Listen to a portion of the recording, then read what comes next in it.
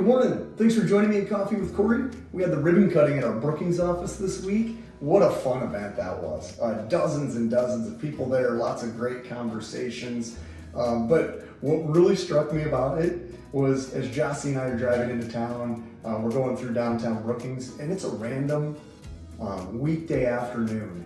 And it was vibrant. There were just, people going into shops and people, standing on the sidewalks, visiting with each other and just enjoying life.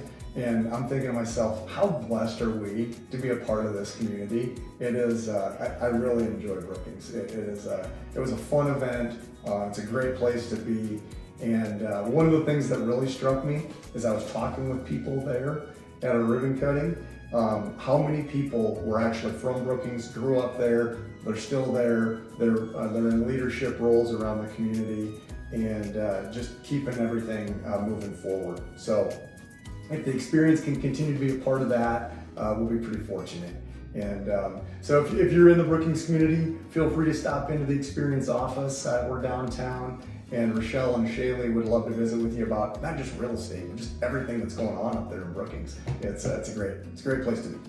I got to touch on a song that came on my playlist this week. It's a little different than a lot of them that we talk about, a little different genre, but it's A Long Way to the Top If You Want to Rock and Roll by AC/DC. And he goes into everything that goes into being in a rock and roll band, most of which we will not touch on here. But he makes a comment where he says, "I'll tell you folks, it's harder than it looks. It's a long way to the top if you want to rock and roll." And I think the part about being harder than it looks can be said with so many things in life.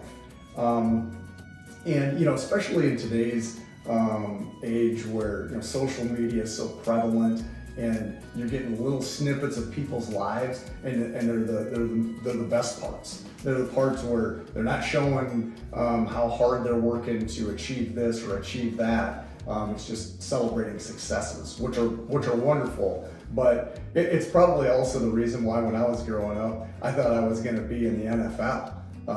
I didn't realize that you had to be exceptionally disciplined and eat right. And practice constantly and go to camps to perfect your craft. The pros make it look easy, and they do in every walk of life. I don't care whether you're a teacher, you're a fireman, a police officer, you're a line worker at a big company, or you're a stay-at-home parent.